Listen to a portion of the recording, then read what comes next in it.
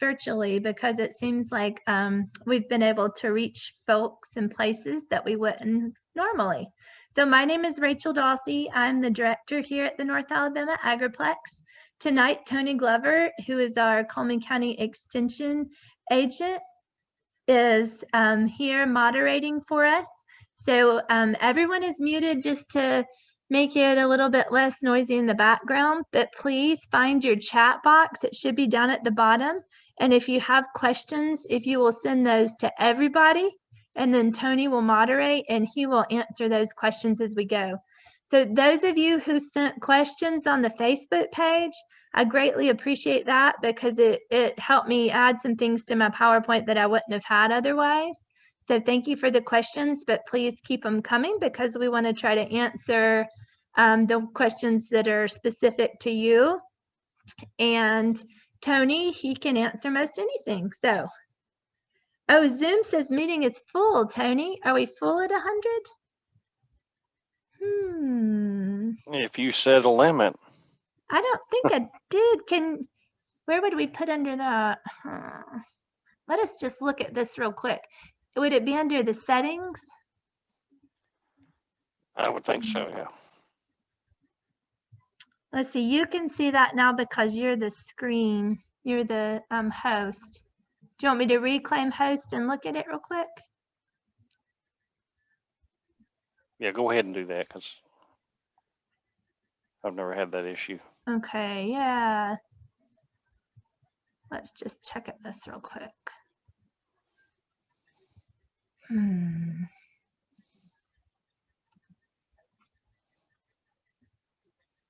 Okay. My dad just told me he couldn't get in because it was closing at 100. So let us see if we can figure out how to fix that. And I don't know if we can. Rachel Moore.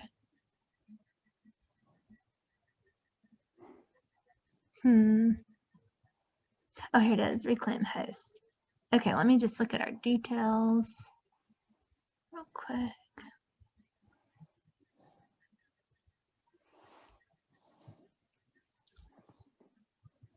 I assume you're recording me. Okay. Because there's a lock meeting button, but I haven't done that. You've locked the meeting, no one else can join, so we will unlock it. New participants can join. See if now it'll let any new participants join.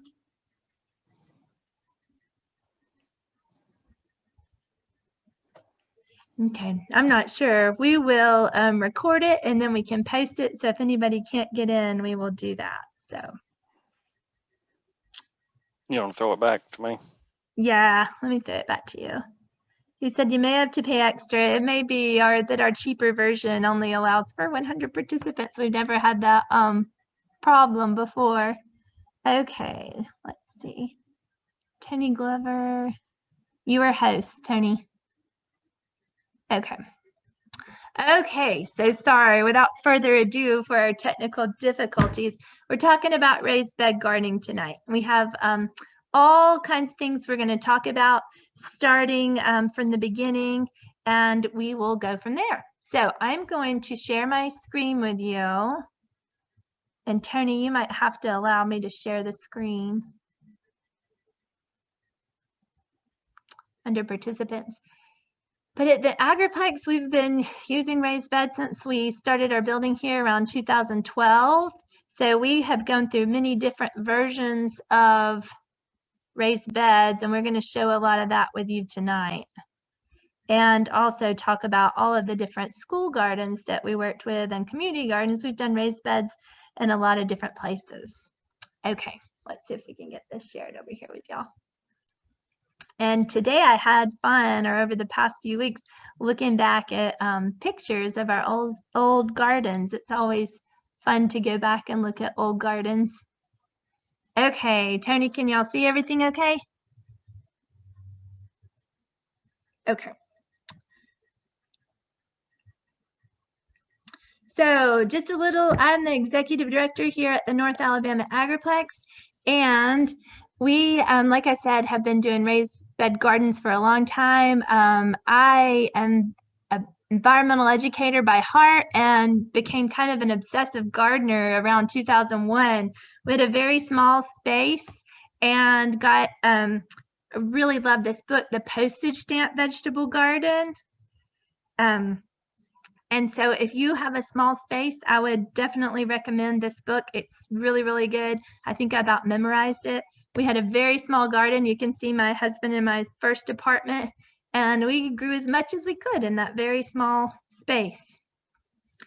From there, when I started working with the Agriplex, we had very bad soil. Our soil would not pass a perk test. So we had to get our septic tank flushed every so often because it would not perk at all. And it was just full of fill and rocks and was not very good, except it looks like it grew nutgrass pretty well. If you've been to the Agriplex recently, we've changed a lot. This was in our very beginning, and I can't believe we had a workshop for teachers without weed eating around our beds. So it makes you realize how much we appreciate our support staff now at Agriplex. And you'll see Radonna Sims there with the extension as well.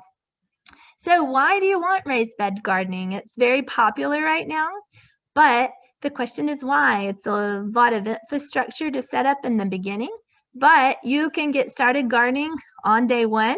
You don't have to wait to get your soil ready or to do anything very much with preparation. You can start right away. You can have great soil for those of you in areas that have a lot of clay, a lot of sand. You don't have to worry about that. And you can start off with perfect soil. And in the very beginning, you have no weeds. And actually, you don't have too many weeds when you follow up with that. And it's also can be for ease. So if you have trouble bending over, if you don't want to get down on the ground, you can raise them up as ever high as you want to. It is easily accessible, especially with school kids. We use it a lot with school kids. It's one of our classes there. And then you can also have an earlier and later garden season. You can garden year round. And it's well defined, and can be aesthetically pleasing. Okay, got that turned down. So lots of reasons to garden in raised beds. The main disadvantages, one, it can be pricey when you get started, and fire ants are really bad in raised beds. They like them, I think, because it dries out and is warmer faster. And then also it dries out quicker. And so it is a little bit more of work to water. It can dry out quicker. So those are the main disadvantages of raised beds. Location is key in a raised bed. You have to have 6 to 8 hours of sunshine at least for it to be full sun. Now that's not to say you can't grow in a shady spot and grow things that are meant for shady gardens. So you can do that. But if you're wanting to grow typical vegetables like we think of in a raised bed, you will want to have them in a sunny spot. This is our West Elementary outdoor classrooms here in Coleman. As we mentioned, you can elevate them for ease as tall as you want to. Just a foot off the ground, you're able to sit there and rest, or you can make them higher. Now, the question of what to put it or what to make them out of is one of the big questions. This was our start at West Elementary, and we had natural wood that was from Sims Sawmill here in Coleman County, and they were about 4 foot by 8 foot by almost a foot tall. You can tell each one's a little bit different. These probably lasted us about 2 to 3 years. So they were not treated. They were just rough sawn wood, and they lasted again about 2 years. Not too expensive, and they were easy to put in place. So a main question that y'all had in the comments was, what about pressure treated wood? So all of our pressure treated wood now is not treated with arsenic. Most of it has some kind of copper and a fungicide that is used to treat it. On the pressure treated wood websites, it says, do not come in contact with food, but there are raised bed plans on most of the pressure treated woods websites, like Yellowwood, and it says that it is fine for raised beds. So we at the Agriplex, we have another kind of solution to this because we didn't want to put our growing soil right next to pressure treated wood. But many gardeners today, I know Alabama Wildlife Federation, they say with outdoor classrooms, they're okay with pressure treated and garden beds, but I'll leave that up to you. But what they're treating them with is very different to what they used to treat them with. Another thing is don't use railroad ties. I know somebody recently had talked to us about that, and usually they're treated with creosote. I don't even know if you can still get creosote, but you should not use railroad ties to do them.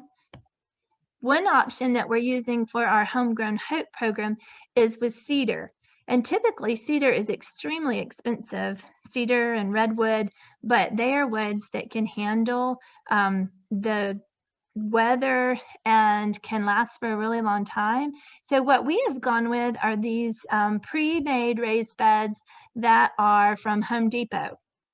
And they are, you can see this one 4x8 is $90. The cedar raised bed, the elevated one is $132, but that was cheaper than we could get wood to build them, definitely cedar. So it matters the price of cedar, but this is an option that we chose to do for those. It's our scholarship gardening program because that cedar will last a long time. It's not treated with anything. Stones and pavers will last forever. And so that is a good option. They are an expensive upfront, cost, but they will last forever. You can make them whatever formation you want to.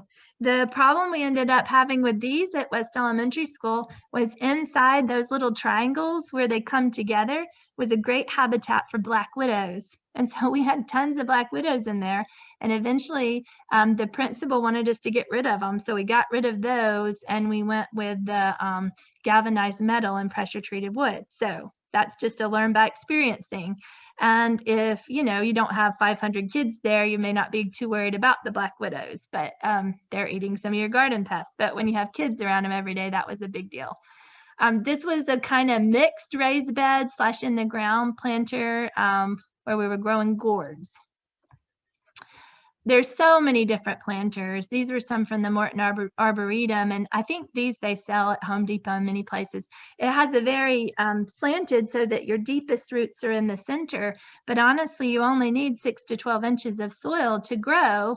So one like this is very pretty and very useful.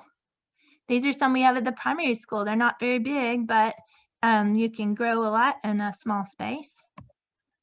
And this one is one that the Master Gardeners and Extension has put in over at the Coleman County Fairgrounds.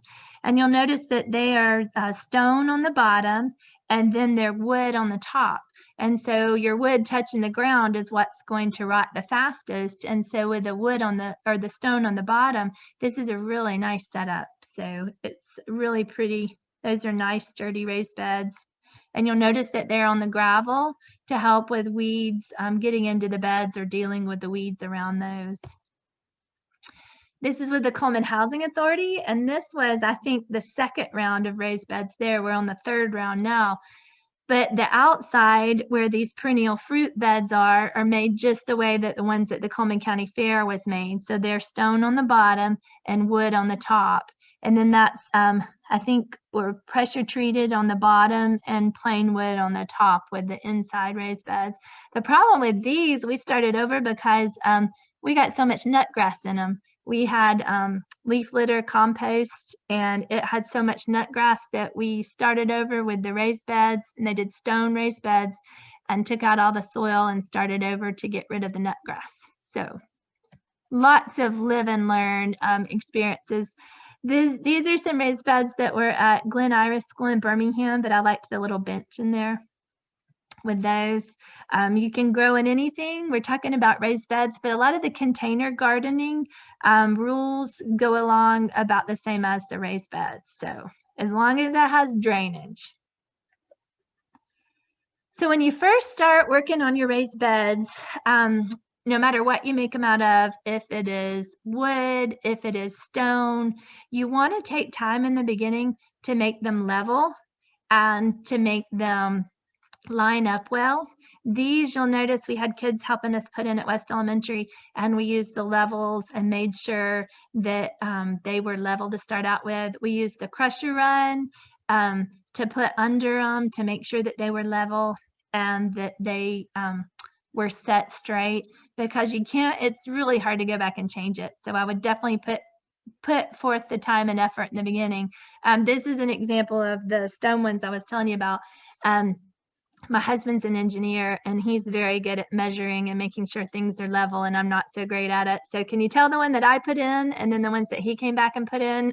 So mine is the misshapen and curved one, whereas he took the time to make sure they were all leveled and flat and straight, and the rest of them looked so good. So I would definitely tell you, and especially if you're going to be looking at them a lot, you know, you want them to be level and straight. So I would start off with some gravel under there or some good fill dirt so that you make sure that you have a straight raised bed.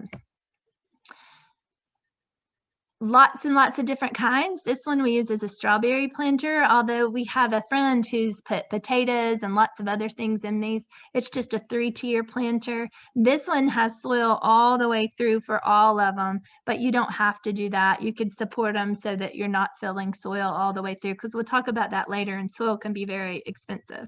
So we have one of these at West Elementary. We have one at the Agriplex here that we keep strawberries in. And so with all the different ideas and raised beds we've worked on, we finally ended up on this layout, and they are pressure treated wood on the outside and galvanized metal on the inside. The galvanized metal is treated with zinc, and the zinc, there's less zinc that leaches out of those than is in our daily vitamins. So we feel comfortable with the zinc or runoff that is coming into our food gardens. And the pressure treated wood is outside of that, so it's not actually coming in contact with our food. We like the way they look, and so far we've had going on 4 years and they still look great. So we haven't had any trouble with those at all. These, you'll notice, are before we put the lip on them. And so they look just a little bit different. This is when we were first installing them. And now we have a sidewalk through them. So I have a little video, but it did not, the sound is not very good at it. So I'm just going to kind of mute it and walk you through it so you'll still get to see the gardens, because I would like you to get to see them, but since we're not in person tonight, it was hard to do that. So just a little bit about our raised beds. You'll see now that we've gone back through and put a lip on those so you can sit on those. Now, ultimately, those would be, the top would be cedar, or it would be untreated, and then you can go back and paint those. And you'll notice that the ends are rounded off so they don't run into you. We have several perennial herb beds at the Agriplex. This one in front of me is garlic and thyme, oregano. There's some parsley and chives in there, and we keep that one as perennials and just leave them. You know, we really don't add soil to it. We'll fertilize it, but weed that out every year. Then this one, it has some stevia that we've since taken out that were annuals. We have some perennial onions in there, Egyptian walking onions, and some lemon balm, I think, in that one. So those are kind of our herb beds. And then everything else, we alternate with vegetables according to what season it is. We do some cold frames to help us through the winter. We're in zone 7, and it's about to get really cold next week. So a lot of our stuff we do cover, but some we don't. These are bunching collards, head collards, and then kale, and some shallots that I missed when I dug them up last year that have come back. So those things can handle not being covered through our winter. We just use frost cloth on those, and I'm showing in this video that you can see the pressure treated wood on the outside, then the galvanized metal. We usually split the metal so that you can make 2 beds per piece of metal. And with this one, we left a full sheet because we were experimenting, but it's a little bit deep. You don't really need it that deep, but it's higher. So if you don't want to bend down as far, it will work for that. You'll notice in there we have carrots. and we have beets and spinach. And those we planted before it got too cold and before it was, or after it was so hot. So I think we ended up planting them probably around September, and they got off to a really good start. So your soil, you just need about 6 to 12 inches in there, and carrots do great in raised beds. Beets do well in raised beds too. If you water them enough when they're getting started. Both of those need a lot of moisture when they're getting started. But you'll see in here, if our carrots are thinned enough, spread enough apart, that you get a good carrot. So this was this week. So we're in February and we're still have lots of carrots to harvest. So that's the beauty of a raised bed is beautiful carrots, which is hard to do in Alabama with the clay soil. Beets as well. These were a little bit close together that you'll see when I pull it out of there, there's still some beets on those. And you can always eat beet greens. They're related to Swiss chard. And so they're very healthy for you, and you can just use them as a green. So beets and carrots, picking them in February, that's the benefit of a raised bed right there. And the covers that we mentioned, we just used some scrap wood to make these triangles. We didn't buy anything for them except a big roll of the frost cloth. And we take them off in the summer, although sometimes we'll leave them as exclusion methods for pests on there. But the rain gets through those, and you don't have to remove them for water just when you're picking or working in there. We have red Russian kale and a curly leaf kale that did not need to be covered this winter, and snow peas climbing up our cattle panel. One of our snow peas did not make it through the winter and one did. So one was made it through and one did not. We're going to go into more detail on the cattle panels a little bit later as supports, but you'll see where we've cut in the wood and made a place for those cattle panels to be supported, because they'll hold a lot of weight on them. We've grown all kinds of stuff on there. One year we grew gourds and they about took over the gardens, and I said, no more with gourds, but we grow snow peas, beans, cucumbers, anything that can trellis. You could even do cantaloupes if you tied them up with pantyhose on there to support them. So, but the beans will grow over so nicely and they're nice to pick, and cucumbers as well. So and that, if you notice, they grow right on the very edge, so they really don't get into your growing room at all. So I love having the supports on there and the little archways. It just gives you so much more growing room. But you could also be like where I'm standing there on the north side. It's important to grow your tall things or your supports on the north side so they don't shade your sunny south sides. And we've had end supports too, where we've grown things like cucumbers on there. I've got some snow peas planted right now that aren't coming up yet. It's just been too cold. And under this one, we planted a cover crop, which we're going to talk about later. And these are Austrian winter peas. And we planted them a little bit too late, and so they have not gotten off to a good start. Usually at that time, they would be 3 or 4 times that big. So I waited a little bit too late to plant those, but they're a really good cover crop. So I think that's all in that video. I'm sorry that the sound didn't work better, but I think that's about all I wanted to share in that part. We doing okay, Tony? Yep. Okay. Any questions at this time we need to answer? Or you got them all? I've been trying to handle them as we go. I've had several people ask about what you put in them. Oh, that's coming. That's coming. I got lots of pictures of that. So you'll see the support tunnels, the cattle panels on there, how we have those growing. Just a few more slides on different types of beds. I thought it was interesting. I'd never seen just the galvanized beds. I mean, I've seen planted in cattle tanks before, but these are on sale at Amazon, and they're actually fairly cheap for just the metal. So they had all different ones, easy put together. So if you're interested in just the galvanized without the wood, that seems like a good option. I've not tried that, but they had really good reviews. If you're interested in making raised beds like the ones that we have, it typically, and I know that pressure treated lumber has gone up a lot this year, but we usually were able to make them just for the supplies for a little bit over $100 per bed. And that was with the galvanized metal and with the pressure treated lumber. So we had this cutting plan is on our website under resources if you want to get that, or I am putting the PDF of this slideshow in the chat box so you could have this downloaded from there too. So either one if you're interested in, but we've liked these a lot. This is making them, and you basically make the wooden frame and then you go back and you line the metal on the inside. So we did a make and take class a couple of years ago with the raised beds. We usually make about the 4x8.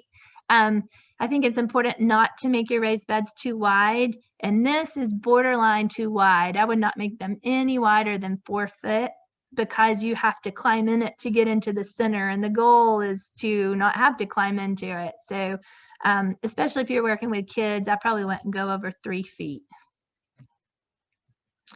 So what do you do when you're putting down your raised beds? You want to put something in the bottom of them to help keep that grass out. So we recommend really heavy newspaper, like a pad of a Sunday newspaper folded up, you know, that thick, or cardboard on the bottom. That cardboard will eventually disintegrate.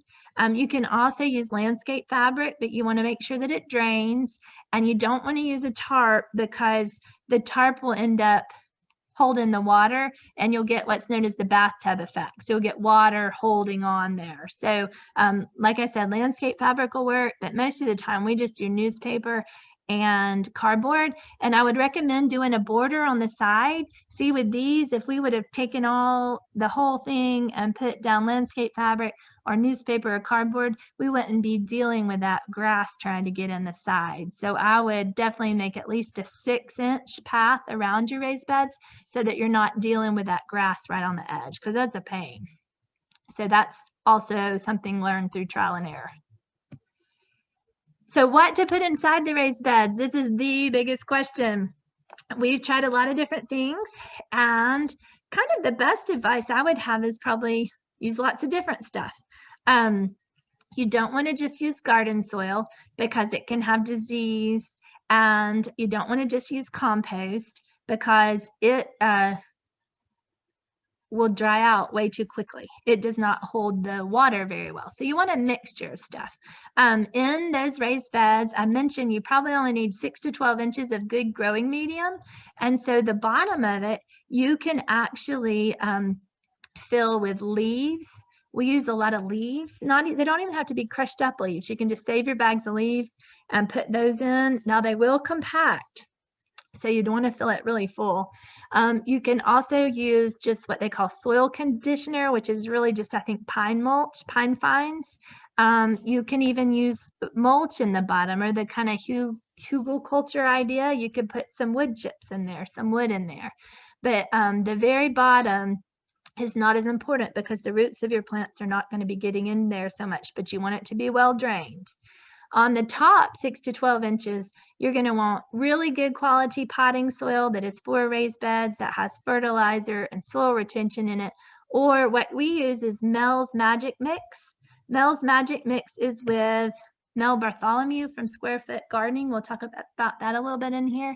And his mixture is 1/3 vermiculite, 1/3 peat moss, and 1/3 compost from as many sources as you can find. And that helps you with all the micronutrients, with everything you need in there. This is my calculations for filling a 4x4 foot bed. And you end up, this one, sorry, my little bar is over here. Let me move it. This bar is over there. Oops. You end up, what we found for a 4x8 bed is you end up about $100 filling that. So if you build a raised bed for $100 for your wood and metal, $100 for your filler, you have a lot going into that. You know, that's a big investment. So you can do it cheaper, of course, in different ways.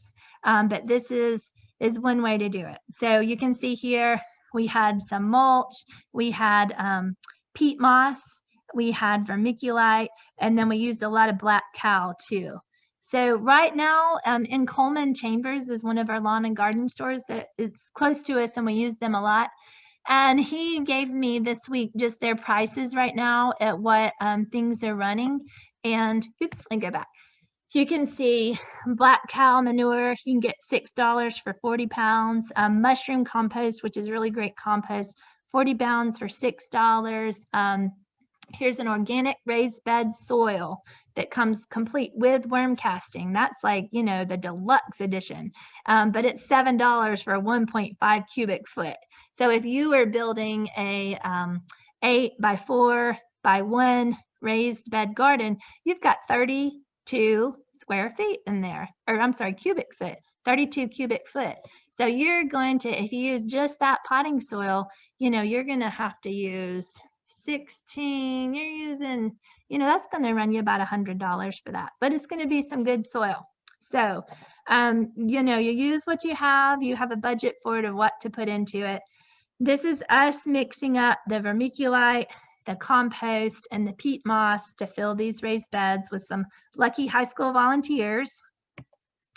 And this is, like I was telling you, here's an organic mixed potting mix. It's got everything all in it. You put it in there. So that's an option. We grow earthworms with vermicompost. And so we have an in-ground vermicompost bin. And we dug it out, or every once in a while we dig it out because it's down on the ground. It's kind of hard to dig out. But we had enough to fill a 4 by 4 foot raised bed just with worm casting. So if you're not growing earthworms, I recommend it. They're easy to grow, great way to help speed up your compost, and it's black gold for the gardens. You can use it as a fertilizer, or you can use it as one of those composts. So worm casting, because when you buy it in a bag, it's quite expensive, but you can grow your own very easily. And manure. Composted manure is excellent for a garden. If you have backyard chickens, chicken manure compost is great, but you want to wait for a while for it to compost, because if you don't, you can burn your plants. We have friends that, after taking our raised bed garden class, started some raised bed gardens with the galvanized metal, and they got fresh chicken manure from a chicken house that hadn't been composted well, and it ate through the galvanized metal. It rusted the galvanized metal. It was that hot. So you want to compost it at least 6 months. Same way with horse manure, you know, cow manure, any of your herbivores manures. It all needs to be composted, and you need to make sure that those animals you're using the manure from have not been eating hay that's been treated with herbicides that are persistent, like Grazon. So you want to make sure you're not using killer compost to put on your garden. So do be careful with that. Rabbit manure is an exception. Rabbit manure does not have to compost near as long, and it's an excellent source of nitrogen. So it does not have to wait as long. I put it straight on my garden, but probably should compost it a little while. Compost itself, you can make compost in your yard using everything from leaves to hay to the animal manure to your banana peels. And that compost, once it gets good and composted, you want it to come to a hot internal heat to kill your seedlings and disease in there. Then you can use that compost. So you don't just have to buy it, because it does get expensive. You can make your own compost, because the leaves in your yard make excellent compost and are pretty much free. This was when we transitioned at the Agriplex from the wooden untreated raised beds to the ones that we're using right now. And sorry, I was trying to move that off my screen. And we had, you can see what was left of our soil, because your soil compacts a lot. Usually maybe every year you can add some soil to it, or your compost and amendments. It does compact, but you know, as long as you've got those 6 inches, it's okay. It's okay if it goes down to halfway full. It doesn't have to be right to the top. It's enough room for those plants to grow. So they really need less soil than you think they do. But we left our soil in place and some of our plants and just moved those raised beds on top of those, the ones that were in line. Then the other ones, we saved that soil and used it again. One way with raised bed gardening that is easy to grow, and you've probably seen some of our raised beds that are staked out to the square foot. This is the square foot gardening technique that I talked about of Mel Bartholomew. And it's important when you plant to make sure that you give room for your plants, because one of the easiest mistakes to make is to plant too much in the garden, especially with our hot south, hot humid weather in the south because you can definitely get lots of diseases if your plants are too crowded. But that being said, with a raised bed garden, you can plant in high density so that your plants still have room, but you plant plants as companion plants to keep the weeds out. So the best math lesson we do in the schools with the kids is how much you can grow per square foot. So on the left, you'll see, this is showing, okay, you can grow 1 cabbage per square foot. So this one is probably a 3x8 raised bed. Then you can say, okay, you can grow 24 cabbages, right, in that raised bed. But then when you get to the carrots, you can grow 16 carrots in a raised bed square. So then we start working with our mental math, and 16 times 24, it takes them a little while, but it's fun to do. So there's lots and lots of math to be incorporated, especially in gardening with kids. But you want to make sure that you plant your plants far enough apart, but also that you take advantage of the space in the raised bed, because you can get a lot of food in one raised bed. This is showing peppers planted in a raised bed. We usually plant them about a foot apart. I think some of these might be a little bit more, and then we try nasturtiums. I'm giving up on nasturtiums, though. I have trouble with them in Alabama. It's too hot for them where I plant them. I think I need some shadier spots. But those are peppers getting started in the raised bed. One of the questions I know that we had was, what grows well in raised beds? And we have grown lots of things in raised beds. Some of our biggest successes, though, have been greens. Salad greens, everything from lettuces to kale is probably our favorite thing to grow in raised beds, both at the schools and at home and at the agriplex. Also, everything from collards and Swiss chard. And by the time you pick a lot of greens, I feel like it's one of the best values for what you grow in the raised beds. Sweet potatoes and Irish potatoes do great in that raised bed soil. It's very loose. You can see at the bottom, there's a picture of the shallots. We had a great garlic and shallot harvest last year. They did wonderfully well in there. The walk-in onions I told you about, they're perennial onions. You'll never need another onion if you get those growing. Peppers, these are some ornamental peppers, but I like to grow sweet bell peppers. I don't really grow many hot peppers anymore because, especially with gardening around kids, we just choose to not use hot peppers, but hot peppers grow well in there. We had these mini eggplants. You can tell I'm holding it. So it was, just this size of your thumb, and they were a baby eggplant, and they did fantastic last year. We had thousands of those. They did so well. Tomatoes do wonderfully well in raised beds. You want to make sure and space them far enough apart and to trim them well so that you have less disease problems. But they do really well in raised beds, and just support them. You'll want to support them. Carrots, like I already mentioned, they did really well in raised beds. Our herbs and flowers do wonderfully well. So really most anything will do well in raised beds. I made a little list of things that do less well in raised beds. I mentioned gourds. Gourds will grow in raised beds, but you'll grow in raised beds. Corn is wind pollinated.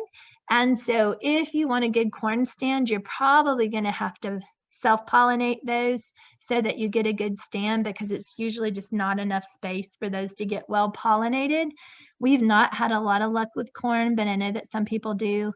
Okra is one that I always thought would not be possible to grow very well in raised beds, but we've had friends who've done well with it. So it matters what kind of okra. We've been looking at a small okra that's supposed to grow better in containers, and we're going to try that this year. If you have anything like watermelons and pumpkins or cantaloupe, you can definitely grow them in the raised beds, but they can just take up your whole raised bed. And so unless you want to dedicate your bed to pumpkins, or sometimes we'll grow pumpkins and let them just hang over the side and then you don't mow around them. That's an option. You just have to know that they're going to take up a lot of space. Mint's the one thing I would never plant in a raised bed unless you want it to just be a mint raised bed, because it will take over. We have a separate place where we grow mint in its own little rock garden by itself. Perennial wildflowers would do great in the raised beds, but they will again just kind of take over. Like one time we put, and I guess they're not wildflowers, but we had canna lilies in there, and they just kept going and taking over and taking over. And then we grow a lot of milkweed, and so some of our milkweed's gotten in there and it just really spreads and takes over. And so it just matters how much room you have. You know, if you have plenty of room, you can plant all the gourds you want. It's just about space management. Okay, I mentioned the supports because if you grow up, you can grow a lot more. And we just use a cattle panel just from Tractor Supply. They're big and strong, and you can prop them in between the raised beds and they'll last forever. So they are expensive up front, but then are a good investment because you can use them forever. You can see the cattle panels there on the ends, but you know, honestly, I wouldn't mind investing in some more because it's a great way to grow, and the kids love walking under them. You can see here with snow peas, picking the snow peas, growing up those, or beans and cucumbers growing on the other side. So they're very whimsical and fun to have the arbors to walk under later in the season. We were talking about corn. We were trying Three Sisters gardens with corn and bean and squash. Remember, with the corn or anything tall, you want to put it on the north end so you don't block the south sunshine. I've just mentioned spillover and trellis. You can see in these raised beds, they're actually in a greenhouse, that the herbs are coming over the edge, growing down, and the beans and cucumbers are growing up. So they're using that space. So you can grow over and grow up. You do want to support your tomatoes. And on these tomatoes, they should have been thinned out somewhere in the middle because we get such bad funguses here. And the more air you get in those tomatoes, the better. And if you mulch the tomatoes, that'll help with the wilt because it's in the soil. And so that'll help it when it rains on the plants, it'll help it come up from the ground. And it's also good, even if you don't have a lot of space, to rotate those crops. So if you grow tomatoes in one raised bed, let's say you have 4 raised beds, you only grow tomatoes in that raised bed every 4 years and move in the next year the squash. You know, if you grow broccoli and cabbages in one, move those around so that you are rotating even in a small space, and that will help with your disease pressures a lot. This past year, I tried the Florida weave method like our farmers use, and it worked better at making sure there was lots of air in there. I think I might have pruned them a little bit too heavily. I'm still learning. So lots of different methods and those are tomatillas and tomatoes, for training those. If you're doing a container, this was a grow box I had, and my dad built a wood frame out of some scraps to help those tomatoes grow up and be supported. And that worked really well. So that was a simple method. The container stayed in one place and the supports were on the side. So you definitely want to support your tomatoes. You never get as good of a growth if they're laying on the ground. So make plans to support them. And a small tomato cage usually is not enough. Small tomato cages, I feel like, are best for peppers. They just aren't good enough even for your determinate tomatoes. Okay. So I'm going to start talking about amendments and soil testing. Tony, is there anything we need to do right now or keep going on soil testing? Keep going.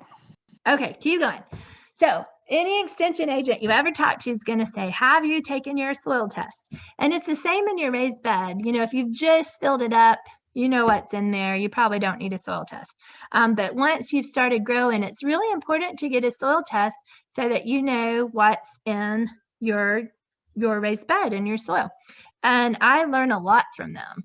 So let's talk just about the basics. I'm sorry, that's a lot of text, of fertilizers and what's in your garden. So after you put beautiful compost in there, you put great potting soil in there, that's not enough. Your plants still are going to need fertilizers. Okay. And so you're going to have to fertilize. I have a book about compost, and this book says their biggest revelation was compost is not fertilizer. It does have some nitrogen in it, has tons of micronutrients. It's a soil amendment, but it's not a fertilizer. Your plant still needs some more fertilizer. And when I learned that, my vegetables started growing much better because they had what they needed. So the main things that plants need, and if y'all are master gardeners, this has been beat into your head: nitrogen, phosphorus, potassium, NPK. But then they also need calcium. Calcium, if you're having trouble with blossom end rot, you need more calcium in there. Magnesium, sulfur, copper, iron. These are the things that your plant needs, your micronutrients. So these things are in fertilizers. And in NPK, if you think about it, nitrogen is what makes your green leafy growth. Phosphorus is what, that's the P, that's what makes flowers bloom, and your fruit eventually is going to set from that. Potassium is what helps them with their roots and with all of those things. So NPK, think about that for what your plants need. So I had a soil test done, and this is a picture of our soil test. We had 3 different places you can see on here: East Elementary, our Victory Garden at the Agriplex, and our raised beds. I'm just going to go over this quickly with you because your extension agents, your county extension, will be glad to help you interpret your soil test. And a couple words on it: if you are gardening in ground and you send off a soil test to Auburn, you'll get it back really quickly, especially by email. If you have put all of a soilless mix and compost in a raised bed, it's going to take a month or more to get back because they have to do a different process for that compost to test it than they do with the soil. So just know it's going to take a little bit longer if you send it off from your soilless mix that you've filled your raised bed with. pH. What is a plant's pH? What do you want it to be? 5.6 to 6.2. We're pretty good. Our Victory Garden was a little bit high, but overall we're pretty good. Electrical conductance, that stuff, all of ours needs to be raised, but that's going to happen when we add our fertilizers. Soluble salts, same thing. It's going to happen when we add our fertilizers. Oh, oops, sorry. Nitrogen, oh my goodness. So nitrogen level, they want us to have 120 to 200. Our East Elementary Garden had 4. No wonder our vegetables weren't growing well that year. They needed more nitrogen. And nitrogen depletes in the soil. So every year, twice a year, more than twice a year, you're going to need to add nitrogen. That just washes out with the water. Phosphorus does not wash out with the water. And so you'll notice on there it's 10, 10, and 9. It's almost what we need without adding anything. Phosphorus is what helps our plants bloom strong. For flowers, if you have flowers that you're trying, right now we have pansies in the back that we're growing, and so we are doing a high phosphorus fertilizer on those pansies to try to get lots of floral growth, and it was called like Flower Booster. Potassium, you'll see on that, we need to add potassium. It leaches out as well. It's something you're going to need to add every year. If you have like a triple 13, you're talking about 13 nitrogen, 13 phosphorus, 13 potassium. Magnesium, ours was in the raised beds at the Agriplex was low, but everywhere else it was okay. Calcium, let's look at that. Oops, sorry, keep going back there. Our calcium was pretty good, and we usually add a lot of calcium to help us with our tomatoes so that we don't get blossom end rot, because that's a problem we have. I tried this year with planting Tums. I don't know if y'all have heard that, but planting Tums in with your tomatoes under them when you plant them, because that gives you calcium for the tomatoes. I don't know, I think it worked okay. I don't really remember that it was better than normal. Okay, at the bottom of my soil test, these are my comments, and it tells me where I need that. So if you go back to the other one, the comments on the bottom here, they show me which garden it's talking about. So the one with low calcium, comment number 4, says low calcium may be corrected by applying 5 ounces per 100 square foot of gypsum. So gypsum is something I can put in the garden. Low magnesium, Epsom salts. That's something you might even have around the house, and not very much. Nitrogen is pretty much always the same, I think, because you have to do it. Now, this is where it gets a little bit complicated. Sometimes, okay, so this one says per 100 square foot, apply 16 ounces. Sometimes it's per acre, so you have to do a lot of math to get it down. But this tells you what you need to add, so that's why it's important. And if you follow that soil test, I can almost guarantee you'll have a great garden. So that soil test is like a magic ticket to great vegetables. Sorry, lots of text again, but this is dealing with my raised bed. Okay, so I've got a 4 foot by 8 foot raised bed, 32 square feet. We have 12 raised beds at 32 square feet. So that's how many feet I'm dealing with. On my pH, I want to lime it to try to get it to 6.5. It takes lime about a month to work. And so I need to go ahead and get that started. And it can be added with existing plants. So I know I need 1 ton per acre. Okay, that's a lot of math, right?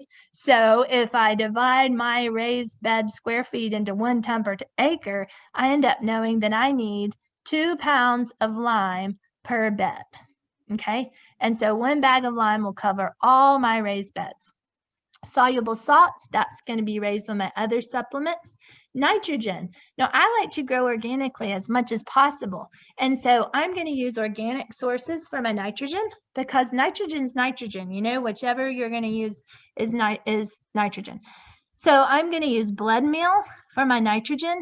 Sometimes we use Milorganite. We use lots of different things for nitrogen. Urea, sometimes you can use for nitrogen. So I know that I'm going to use blood meal, which is 1200. And so to get to that 33% with my 12%, I know that I'm going to need 3 pounds of blood meal for 100 square feet. Okay, so 12 pounds for all raised beds.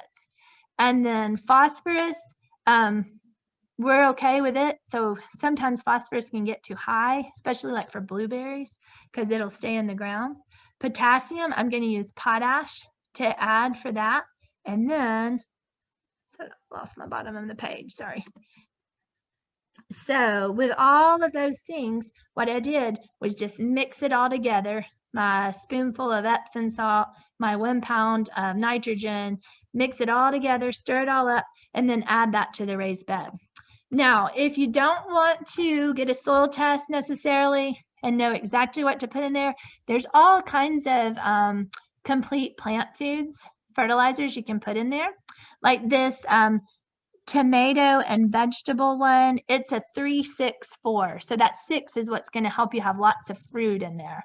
And it feeds up to 3 months. So for 1 raised bed, you'd probably use maybe a 1/6 of that bag. And so you might need a couple of bags during the growing season, but you can just go ahead when you plant your plants, put that on there as a dressing, side dressing with them. And then about every few months, go ahead and fertilize with that. Now you also can, when you water, fertilize when you water. This fish fertilizer is really stinky, but it's an organic one that you can use for there. If you have dogs, dogs will like to roll in the fish fertilizer. So something to think about. And they also like some of this smelly compost as well. So you might want to go with something more like Miracle-Gro that is less smelly if you have pets that will want to get in there and dig. But you are going to want to fertilize. So if you don't do organically, you can use Miracle-Gro to help fertilize your vegetables as you grow. You don't want to over-fertilize. You want to make sure that you read the instructions on the container because more fertilizer is not always better. You can definitely run your gardens that way. So let's talk about cover crops. That was a question as well. We know lots of our farmers use cover crops. The idea is you are building up your soil and you are making sure that there's lots of aeration in the soil as well because the roots grow down in there. And there's lots of different things you can do. Winter cover crops, examples are rye and wheat, different legumes, crimson clover, vetch, Austrian winter peas. In our raised beds, we typically have used Austrian winter peas. Here's daikon radishes, or Tillage radishes, or crimson clover. Not white clover, because white clover is a perennial, but crimson clover. It took me a while to figure out how to use cover crops in the raised beds because in the big fields of farmers, you go in there with a roller crimper and you crimp it, or you'll spray it and then go in and intercrop into it. And so what I finally realized with raised beds to do is, like with Austrian winter peas, they're growing really, really well. They're beautiful. They are fixating nitrogen. You can pull out those roots and you can see the little nitrogen nodules on there that are fixing nitrogen so that your plants can use the nitrogen, and it is in a method that they can use in the ground. So the legumes are really important for that. But let's say you're ready to plant tomatoes. It is spring. So what do? Well, you can just pull out that winter peas, pull them out, lay them on the ground. You can use them like a mulch. So pull them out, lay them on the ground. They'll decompose and make more nitrogen, and put your little tomato plants in there. That'll help keep weeds down, and it'll add more nitrogen to it. And so that's the best way that I found. If you were doing tillage radishes, you just pull them up and then go ahead and plant into there. If you were using crimson clover, you could do the same thing. Pull it out and plant into it. Now, there's no reason to pull it out until you're ready to plant, because you'll just have more weeds growing or more erosion of the soil. So just leave them until you're ready to plant. The winter peas don't really make peas that are so edible for humans, but the green leaves taste like peas, and they're salad greens. So you can use those all winter. Mother Earth News has some really good articles about using winter peas as cover crops and also to eat them. Okay, Tony, I'm moving on to winter protection. Anything we need to talk about at this point, or move ahead? Keep going. Keep going. Okay, I see there's lots of questions. You're staying very busy. So winter protection, and we're talking about here zone 7. So Alabama has a wonderful growing season because we can grow all year long. And I think a lot of times we don't take advantage of that, but raised beds are perfect for growing year round. These are from some frost covers. You saw what we use at the Agriplex, but these are really pretty. They're made so they can easily be put up and then pulled down.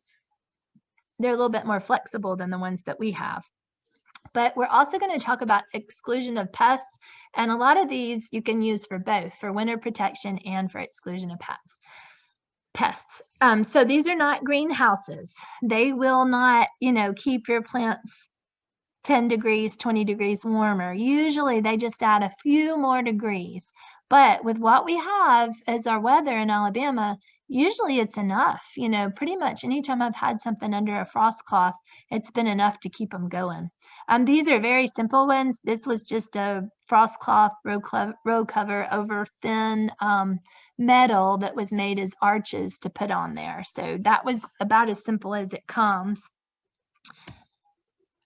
So, okay, let me just go back to that. So pretty much with that winter protection, it will, any of your greens you want to grow, collards, Swiss chard a lot of times may not make it through the winter, but collards, cabbage, kale, broccoli, carrots, all those will grow no problem in our weather. Now coming up, it's supposed to be 12 degrees next week.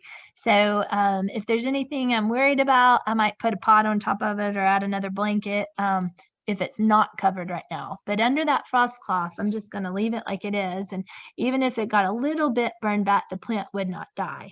So it definitely helps, and it keeps out a lot of critters. So in my picture, can you see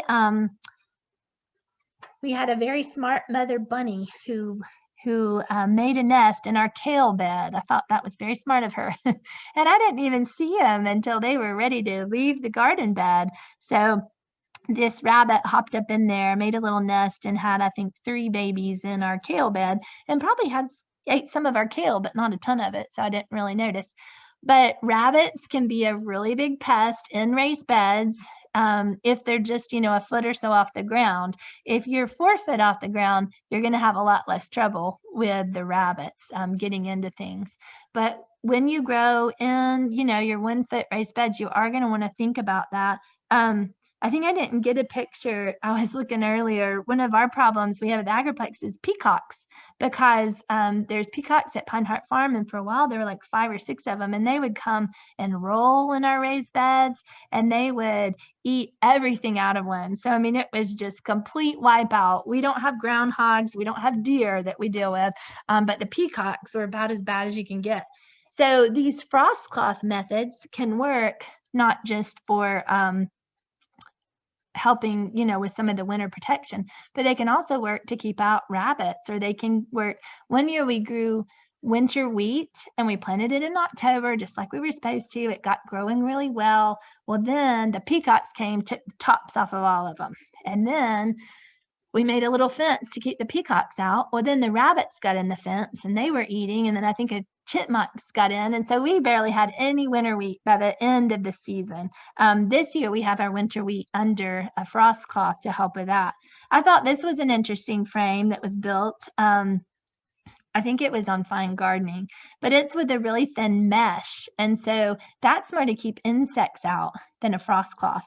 All of these are water permeable, but you can keep insects out. Now, let's say you have tomatoes. Are you going to want to keep them covered with an insect cloth all summer? No, because they're going to need some pollination, right? Same with squash. Although you can get, I know that there are some winter squash you can get that can be grown under cover the whole time and will self-pollinate. And so there are some options if your bugs are really bad. On the bottom, these were some eggplants that we started under a little row cover, and that kept the flea beetles off until they got big enough that they could fend for themselves. Because if you've grown eggplant, a lot of times you'll know the flea beetles will just eat them up. Now, the problem with these, though, is you have to make sure that that one little bug's not going to get under there and then eat everything under there, because he's got no competition. So you have to make sure and get them on early, and that they are pretty critter proof, because little bugs can slide in and then it really does no good. Talking about exclusion, if you have chickens, if you have guineas, turkeys, that your fowl can be your worst predator in your garden, and you have to keep them out. And so fencing is a way to keep them out of there. I thought this was it's just, bird netting, but over one of those frames. So let's imagine you have a frame that you use for frost cover. Well, you can also use that with bird netting that hopefully, if the rabbits don't chew through, or maybe at that point you want to get hardware cloth, but it should keep out your chickens, or maybe marauding birds over your strawberries. Or squirrels. I know a lot of people, squirrels are their main problem in the garden. I thought this was a neat one that lifts up easily so you can work under there. And that one is more pest exclusion. That one is not for frost protection, but that one is pest exclusion on those cabbages. So that would work for your rabbits, but also it might work for some of your sulfur butterflies coming in there to lay on the cabbages. So a lot of the questions were about pest management, and these are pretty much the same as they would be in a regular garden, as they would be in a raised bed, but you're definitely going to have pests. So integrated pest management is the idea that you're growing very healthy plants, you're fertilizing the best that you can, you're watering them very well, and then you're using some exclusion methods. Maybe you put row covers over them to try to keep some of the bugs out. And then the other thing is you're checking those plants, not every 2 weeks, but every few days you're looking at them, because if you find one bug, it's a lot easier than if you find plants covered in bugs and then you're dealing with an infestation. So finding them early is important, and also determining what you have, because you treat different pests, insects, in different ways. Like I said, we tend to grow naturally at the Agriplex. We try to not use many chemicals. The chemicals that we do use, we try to use natural ones. Diatomaceous earth is one that works on aphids, which has been a problem for us, or some soft-bodied bugs. And diatomaceous earth can go in animal feed. It's not very harmful. Other things that we've used. So to me, it's kind of funny, because we put out milkweeds, we have pollinator gardens, we're trying to attract caterpillars. But those cabbage loopers on the cabbages and the broccolis, they're my pests. And so we try not to have them. We try to get rid of them. So we will use BT on our crucifer plants, on those cabbages, collards, broccoli. And we usually use a powder BT. This BT is in a liquid form, but that's what a lot of organic farmers use. It's a fungicide that actually, when the caterpillars eat it, and you have to get it on there where the caterpillars will eat it. If they're on the bottom side of the leaves, you got to put on the bottom side of the leaves. The caterpillar stomachs will actually explode and it will kill the caterpillar. So that's one way to deal with the caterpillars. This Captain Jack's is something that's got some spinosad in there, and it's one that you can use in the garden for pests. So like I said, you'd rather not have the pests if you can find them before they get bad. But then if you do need something, I would suggest read the labels, and try to use natural things. But just because it's organic does not mean that it is not a chemical, and won't hurt other things, because you can hurt honeybees and pollinators, good pollinators. That BT, if I get it on my milkweed, it would kill my monarch butterfly caterpillars, and that's not what I want to do. There's also many different natural homemade remedies. Everything soap spray, you can use a little bit of Dawn and water and use that to kill aphids. Homemade pepper sprays can be deterrents for rabbits, but also for other bugs. Garlic, sprays. There's all kinds of stuff out there that is made from your home kitchen ingredients and are not strong chemicals, but that can help with the bugs. Okay, fire ants. I mentioned to you that is something that you're going to be dealing with in the raised beds for sure. And you want to be careful, because you can't put fire ant poison in the raised bed where you're growing your vegetables. We've had this happen with some of our school janitors before, just thinking, okay, there's ant beds, let's put in our fire ant poison. But if you read the back of the poison, it says not to put around food, not to put around consumables. So you can't do that. You have to be careful. There's all kinds of home remedies. I've heard everything from instant grits to cinnamon to all kinds of things. What we found works well for us, and I think, Tony, this was your idea, is get some fire ant bait and put on the ground on the outside of the raised bed, not in your garden, on the outside of the raised bed. And the ants will feed that to the queen, and that can kill the whole ant bed. But for the ones, let's say you've got a big ant bed inside the garden and you need to plant your tomatoes, today, then what do? Well, now, used to I had to get Colorado potato beetle killer, which is spinosad, and use that on the mounds. But now, like at Chambers or online, you can order this Come and Get It fire ant killer. And it is a spinosad product that is a natural product that is okay to put around vegetables. And so we've been using that Come and Get It in our school gardens and in our raised beds and around food, because you're going to have them. So we bait the outside though to help be a preventative. And then we use the spinosad Come and Get It in the raised bed vegetable garden. So irrigation, that was the big question. So I've got some information on irrigation. Tony, do we need to talk about anything else now? Are we good to move forward with irrigation? We're good. Okay. Now, with irrigation, we have tried many different things, but most of our raised beds are where we have somebody who can help tend them. And so most of the time we used water from rain barrels, and or our underground cistern, and we typically will water with that. And since Alabama is a rain-rich state, most of the time, or a lot of the times, we get enough rain that we don't have to water. But there are definitely times of the year, y'all know what it gets like in the summer, when you're gonna have to water. And so irrigation with drip tape or built-in irrigation is something that people find really, really useful. I don't have much experience with it because, again, I typically just water with buckets or hose. to do that. Now, one reason that irrigation is so important is because we don't want to water our plants from the top as much, like tomatoes and so many of the other ones. Our disease problems are caused from getting water on the plant foliage. And so the way that this irrigation is down on the ground and going to water the plants from the ground is much more beneficial to the plants. So I have a couple of videos from Tim Crow, who is with our area, Coleman County Extension, and several other counties. And so I'm going to show his videos, and he has just 3 short videos that start with the basics for irrigation, the components of how you set it up, and then setting up to the water source. So Tim does a great job with it, and I think he can explain it much better than I could. So I'm going to show you his video.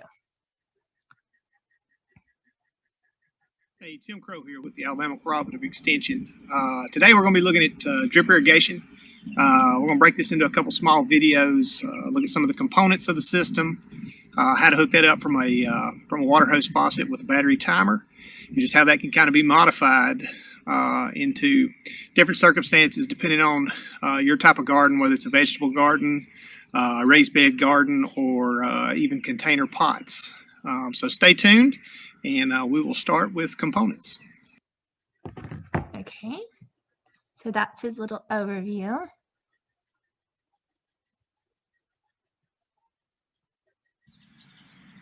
All right, so we're going to look at some of our drip irrigation components, and as you can kind of see on the table, there's lots of materials that we can use for different ways that we may want to irrigate our landscape or our gardens.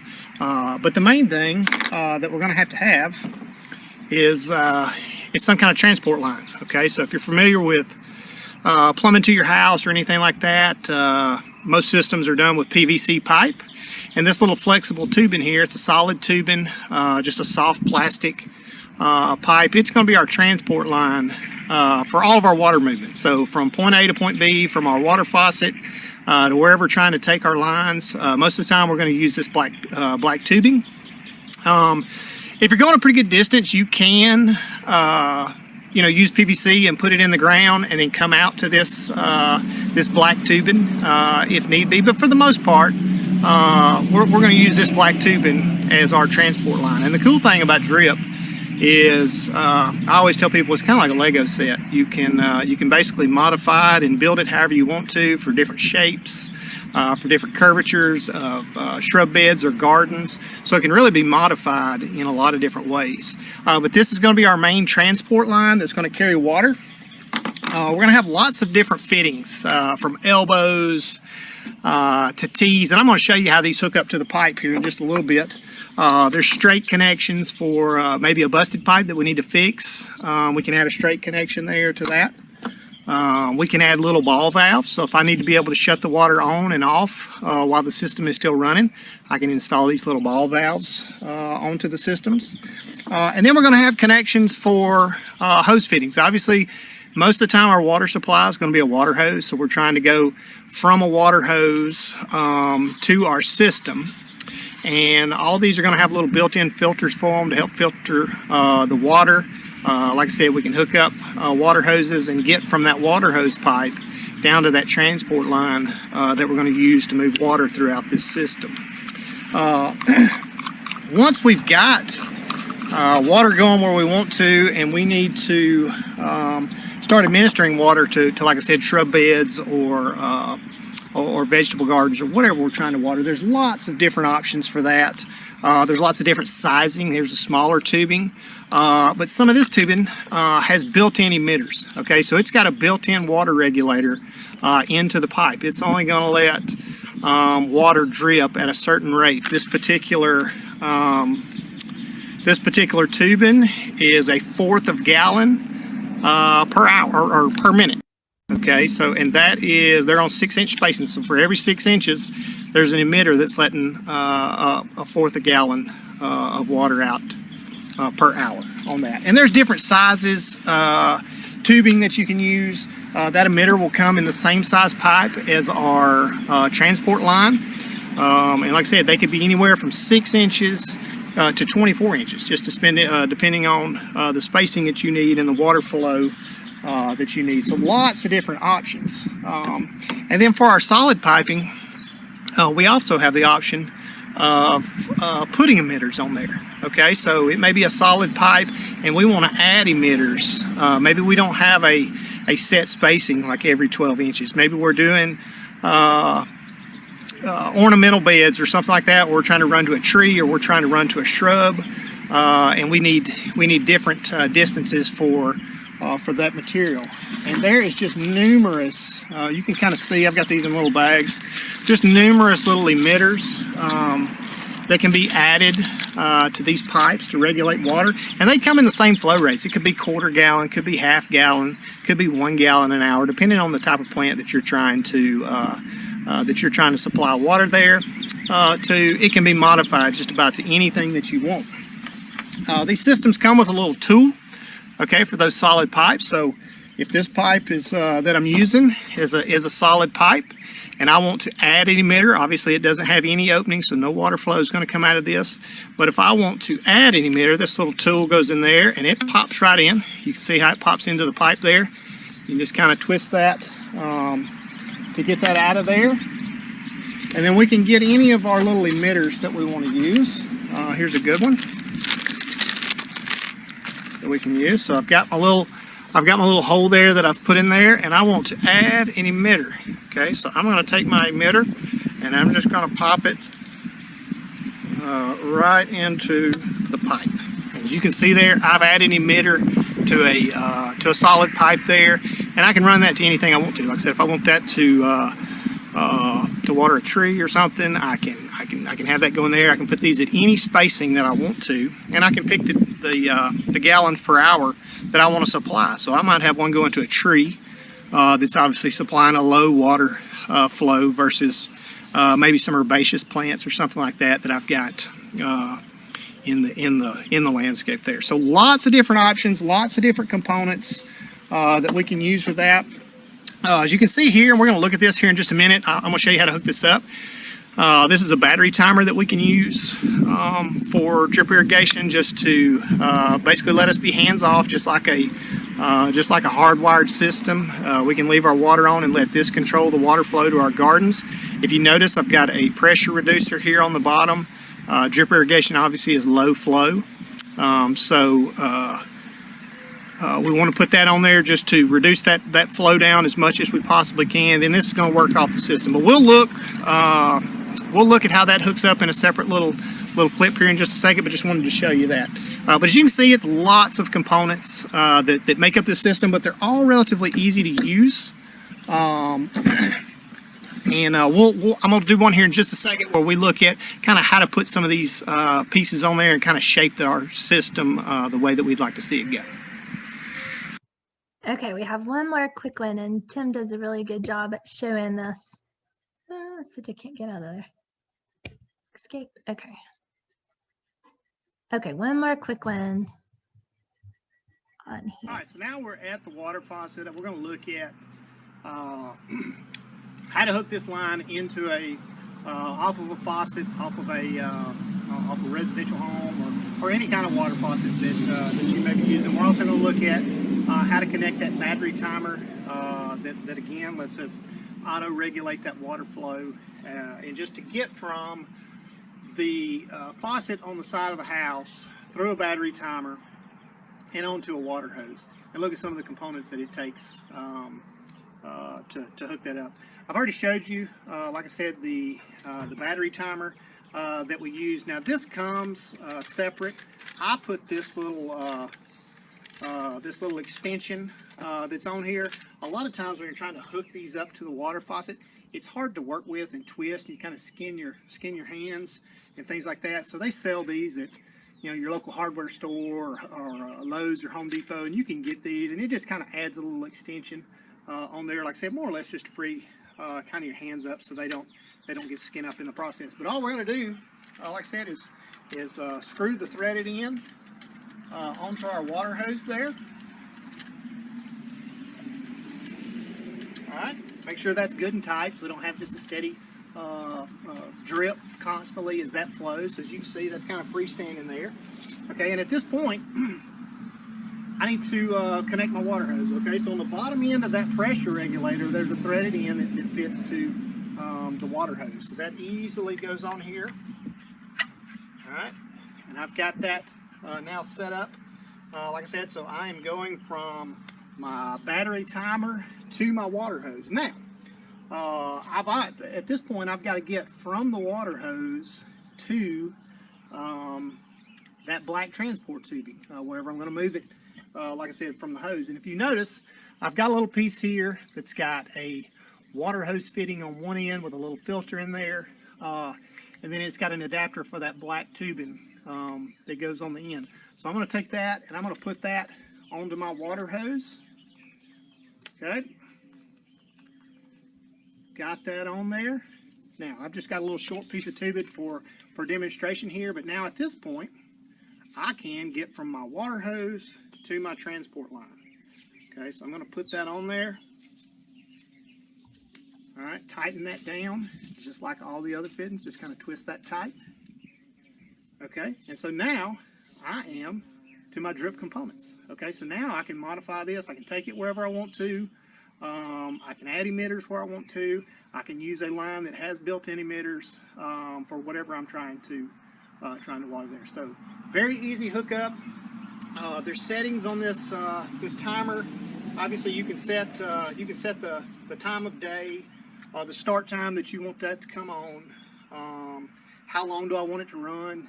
You can do it, I think, up to, on this particular timer, up to 2 hours. Okay, and you got to remember with drip irrigation, it's going to be long run times because we're not putting a lot of water out at one time.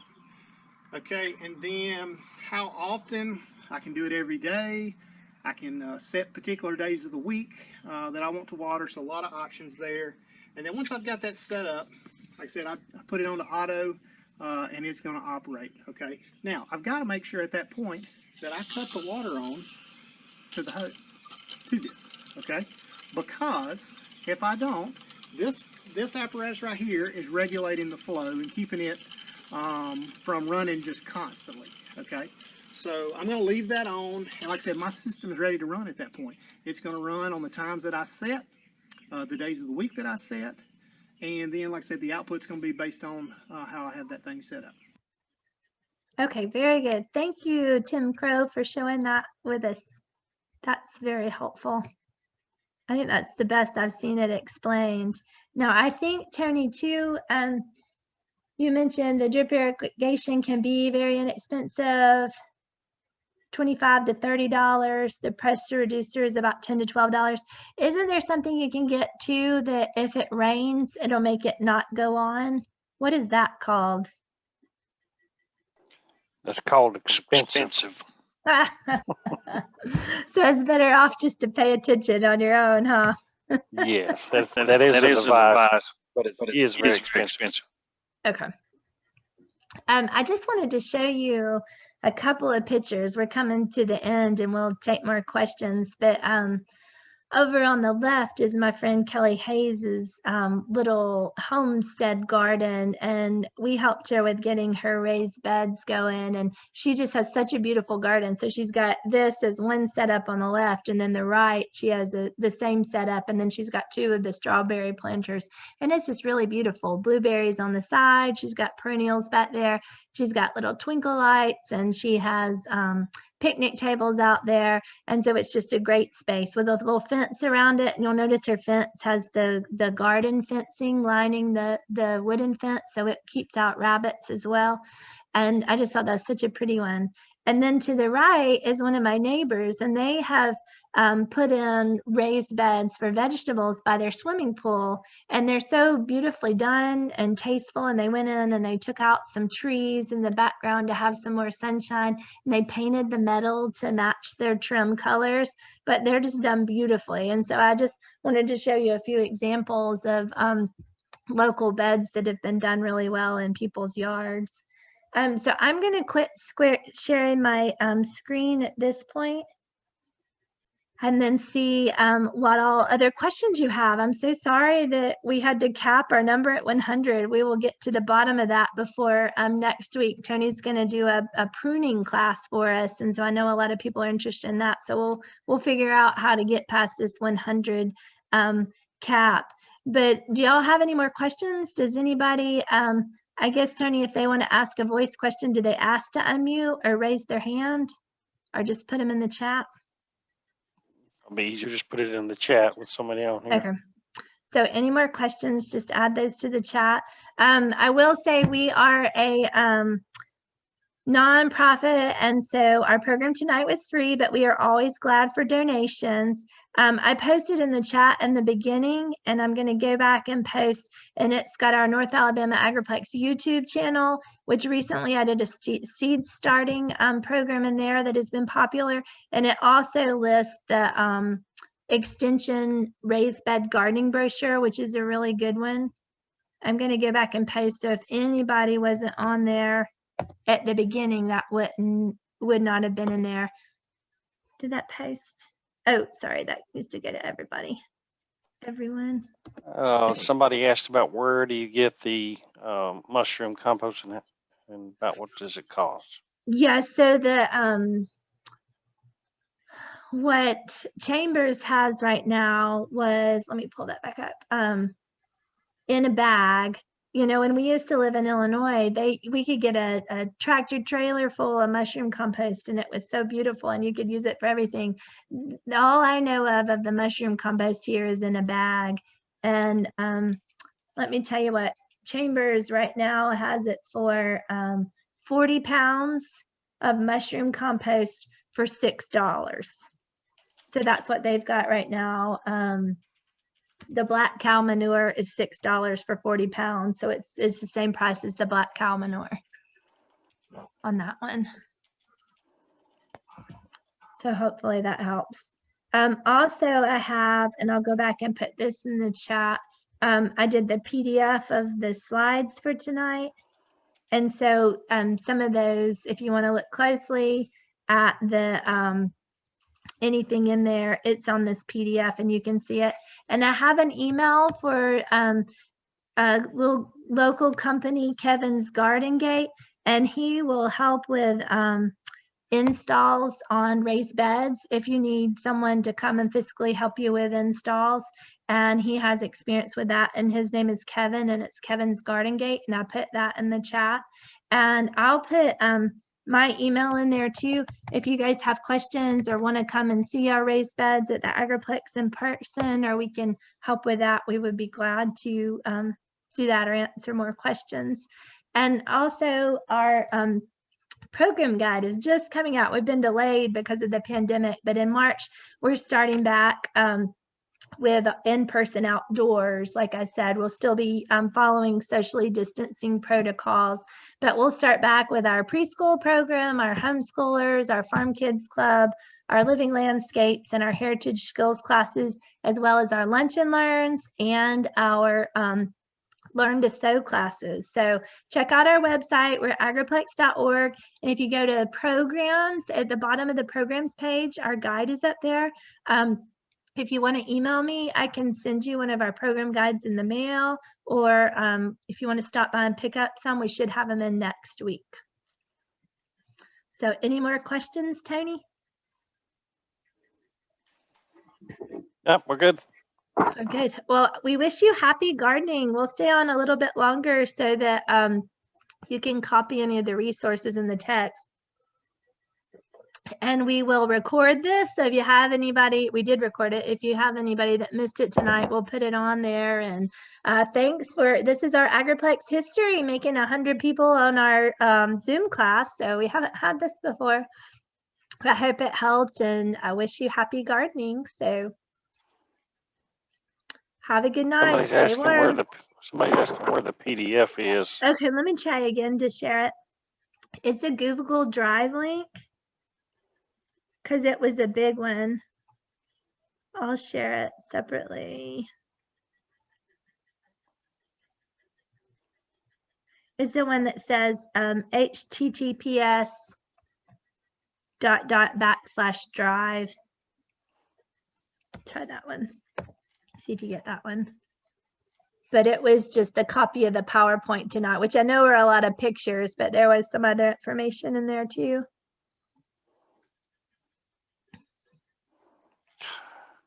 That shows up. I'd love to know, you who aren't from Alabama. Somebody said they were from, where were they from, Tony? Kansas. Kansas. Any other? Oh, Connecticut. Wow. So I'm curious, how'd y'all find out about us? Were you shared on Facebook, or those of you who are not from our North Alabama region? Charlotte, North Carolina, from several places. Dallas, Very Georgia. exciting. From Facebook. Atlanta, Georgia. Conyers, Georgia.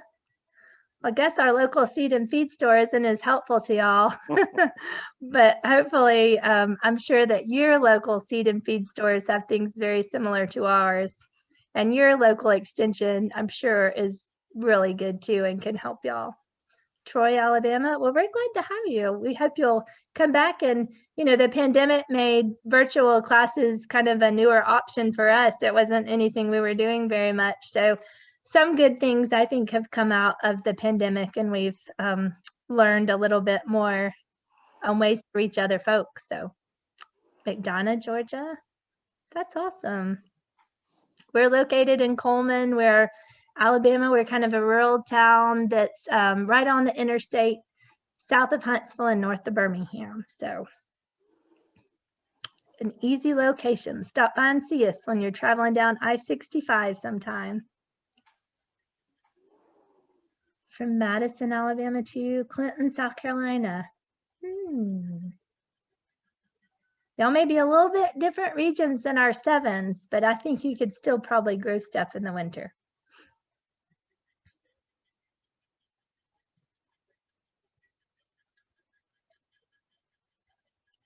So hopefully you got the PDF in the side, and then check back on our Facebook. We'll post the recording, and then next Wednesday at noon, we have our lunch and learn on pruning, and it's pruning fruits, right? Pruning fruits, Tony, is our goal. Yes.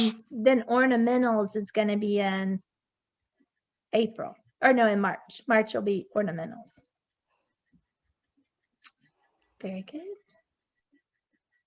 Thank you for moderating. It looked like you had your work cut out for you over there. I hope I got to most of the questions. There might have been one or two slipped by me. I They were looked coming in through, pretty fast.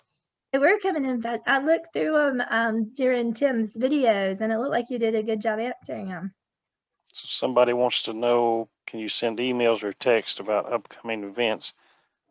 So Yeah. can they get on the email list to find out? Yes. So I'll do two things. I'll give you our program guide, the link to it. It is, let me get that for you. And then I'll give you, there's a place to sign up. And this is all on our website at agriplex.org. Okay, I'm putting, that is our program guide, that one that just went out. And then the place to sign up for our e-newsletter, which we do a monthly e-newsletter. Let me pull it. And again, that's on our website. Sign up for our newsletter. And I'll give you, and it would probably help if I tell you what it is. Newsletter. And that's to sign up for our newsletter. Yes. Oh, thank you. The website. That's a good thing to put on there.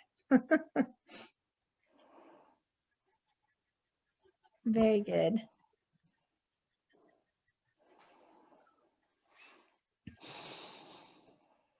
Okay. We'll leave it up just another minute, and then we'll stop.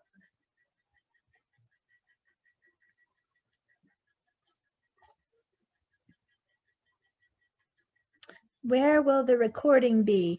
It will be on our Agriplex, North Alabama Agriplex YouTube channel. I'll put that on there. And then we will link that to our Facebook page. But on that YouTube channel, we have some good videos up there. Loretta Gillespie is on there talking about growing succulents. It's an excellent program.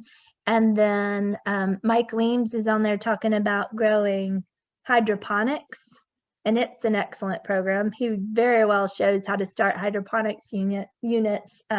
We have some cooking videos on there. We have the seed starting program that I did last month. If you're interested in goats, Robert Spencer did a raising small ruminants program that is excellent. It's the best one I've seen on goats. So check out our YouTube page. It's North Alabama Agriplex, and that's that link on there. And this will be on there too, as well as other programs. I'm sure that we'll have our pruning class up there as well. And if you're looking for more resources, Tony, do you want to give them the link to the extension videos, the Alabama extension videos? You know which one I'm talking about?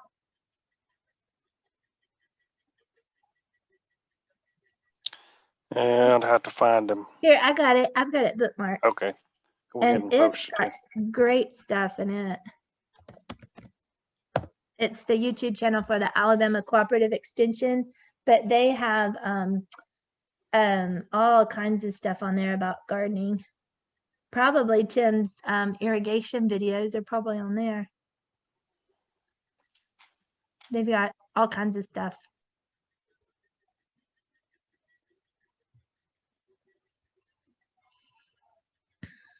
Yeah, I booked that one because there were so many good, bookmarked it. There were so many good resources on it.